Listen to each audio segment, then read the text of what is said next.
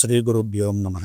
పరాశర సంహిత ఆంజనేయ స్వామి వారి యొక్క చరిత్రను, అనేక రకములైనటువంటి మంత్రములను, నామములను, అంజర హృదయములను మనకు తెలుపుతూ ఉన్నది.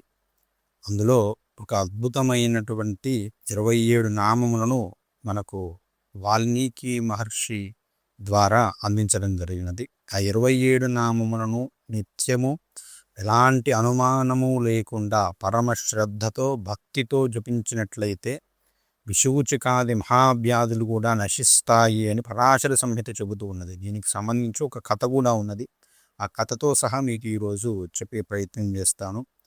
పూర్వము కాంబోజ నగరము అనేటువంటి నగరంలో యవనాశ్యుడు అనేటువంటి ఒక శివపూజా దురంధరుడైనటువంటి బ్రాహ్మణుడు ఉండేవాడట. ఆయన జనులను ఉపవాస నెపమున నమ్మిస్తూ ఉండేవాడు. నమ్మిస్తూ శక్తి క్షేత్రమున వచ్చి చాలా సంవత్సరములు అక్కడ ఉన్నాడు. ఆ కాంబోజ నగరంలో చాలా సంవత్సరాలు ఉన్నాడు. నేను ఉపవాసం చేస్తున్నానని జనాలను నమ్మించేవాడు అనమాట. నమ్మిస్తే జనాలు ఏం చేసేవారు, పాపం నేను ఎలాగో అన్నం తినడు కదా అని ఆ భగవంతునికి అమ్మవారికి సమర్పించినటువంటి తేనె అయితే ఏమిటి, ఫలములు అయితే ఏమిటి, నైవేద్యాలు అయితే ఏమిటి అన్నీ కూడా తీసుకెళ్ళి ఈ యొక్క బ్రాహ్మణునికి ఇచ్చేవారు. పాపం ఎలాగూ అన్నం తినడు, ఈ యొక్క ప్రసాదం అన్న తింటాడు కదా అని ఇస్తే ఆయన దానిని ఏదో తీసుకునేవాడు, కొద్దిగా తీసుకునేవాడు. మిగిలినది ఎవరికి ఇవ్వకుండా ఒక పాడుబడిన నూతిలో పడేస్తూ ఉండేవాడు. ఈ విధంగా 6 నెలల పాటు అట్లా ఫలములు తిని పాలు, నెయ్యి, తేనెలు త్రాగి ఆ యొక్క బ్రాహ్మణుడు పాడునూతిలో మిగిలినవి పడేస్తూ ఉండేవాడు. దాని యొక్క ఫలితముగా అతడికి మూర్ఛర వ్యాధి కలిగినది.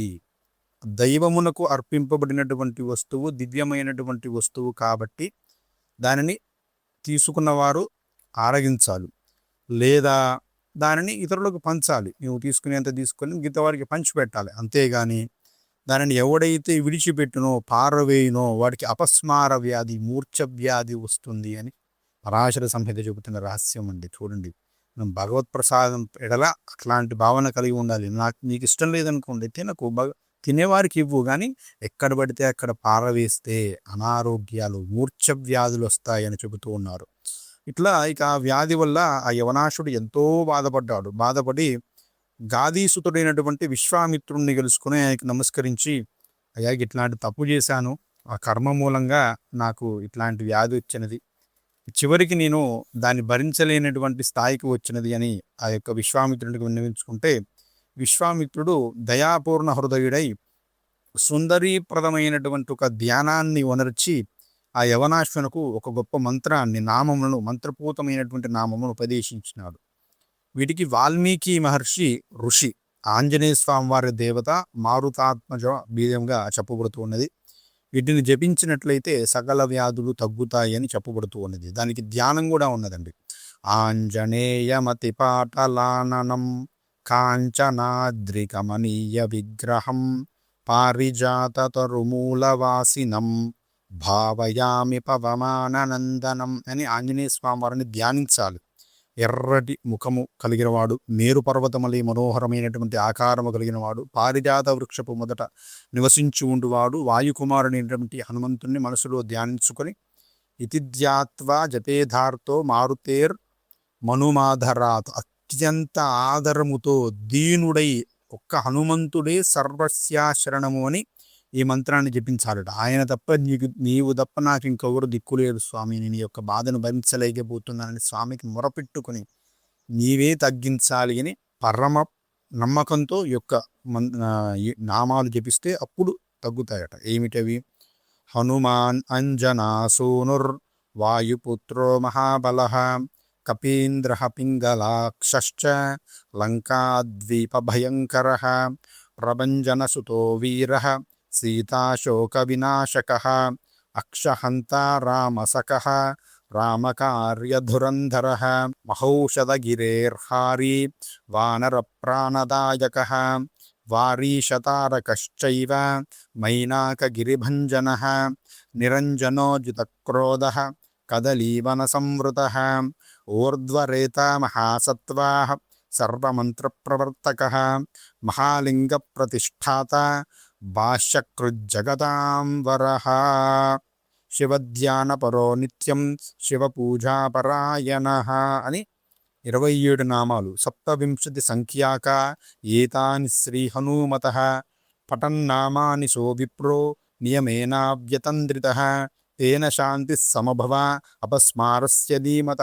ఇవి అత్యంత శ్రద్ధాదరములతో చదివినంత మాత్రము చేత, తొట్టుపాటు లేకుండా, అనువంత కూడా అనుమానం లేకుండా చదివినంత మాత్రము చేత ఆ ప్రభావమున ఆ యవనాశ్వునికి అపస్మార వ్యాధి తొలగిపోయినది అని అతడు ఆ యొక్క కాంబోజ పట్టణంలోనే చాలా కాలము నివసించి హనుమంతుణ్ణి ధ్యానిస్తూ పుత్ర మిత్ర భార్యామున్నగురు వారితో పరిచారక బృందముతోనూ బంధువులతోనూ కూడి పూజ్యములు పుణ్యము చేసి ఉపార్జింపబడిన సమస్తమైనటువంటి భోగములు అనుభవించి ఆంజనేయ మంత్ర ప్రభావంచే విష్ణులోకమును కూడా పొందినాడు అని ఈ యొక్క మంత్రమహిమను చెప్పడం జరుగుతుంది. కాబట్టి అత్యంత శక్తివంతమైనటువంటి మంత్రం. ఇందులో సంజీవుని పర్వతము తెచ్చినటువంటి వృత్తాంతము, సీతమ్మ తల్లి శోకమును నివారించిన విధానము, అక్షుణ్ణి హంతం చేసినటువంటి విధానము, రామకార్యమును విజయం సాధించినటువంటి విధానము, అదేవిధంగా మనకి ఇక్కడ మహాలింగ ప్రతిష్టాత రామలింగ ప్రతిష్ఠ చేసినటువంటి విధానం, ఇవన్నీ కూడా మనకు ఇందులో పెట్టడం జరిగింది. మహామంత్రపూతమైనటువంటి నామాలుగా చెప్పడం జరుగుతుంది.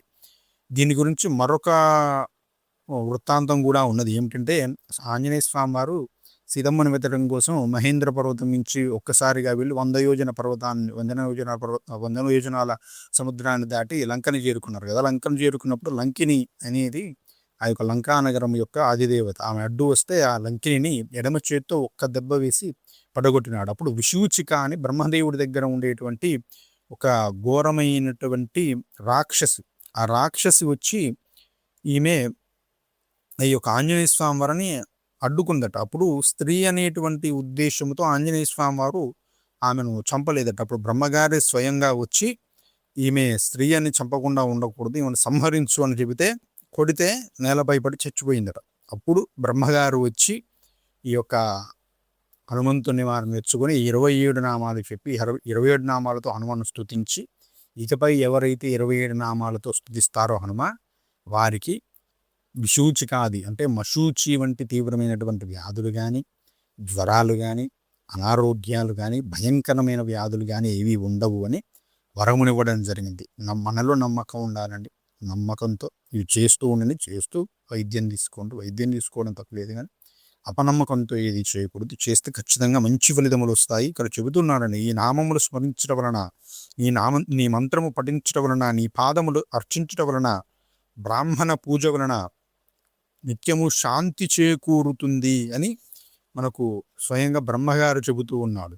అసలు ఈ కథ విన్నా కూడా వారికి శత్రువులను జయించి విజయం సాధిస్తారు. విషూచీవద కారణమున వచ్చేటువంటి బాధలు తొలుగుతాయని ఈ 2 కథలు విన్నా కూడా ఆ బాధలు తొలుగుతాయని మనకు ఆ పరాశర సంహిత చెప్పడం జరుగుతుంది. కాబట్టి పరమాద్భుతమైనటువంటి ఆ యొక్క వృత్తాంతమైన 27 నామాలను విని చక్కగా చదువుకొని ఆ హనుమద్ అనుగ్రహాన్ని పొందండి. నైవేద్యాలు అయితే ఏమి చెప్పలేదండి. ఇక్కడ మనకు నైవేద్యాలు పెట్టమని ఏం చెప్పలేదు. పెడితే ఒక 5 తమలపాకులు సమర్పించి మీకు బెల్లాన్ని సమర్పించండి, సరిపోతుంది. నైవేద్యాలు ఉంటే ఏమి చెప్పలేదు. చదువుకోమని, శ్రద్ధగా చదువుకోని మాత్రం చెప్పడం జరిగింది. అందరూ శ్రద్ధగా చదువుకొని ఈశ్వర అనుగ్రహాన్ని పొందండి. శ్రీమాత్రే నమః. స్వస్తి. జై శ్రీరామ్.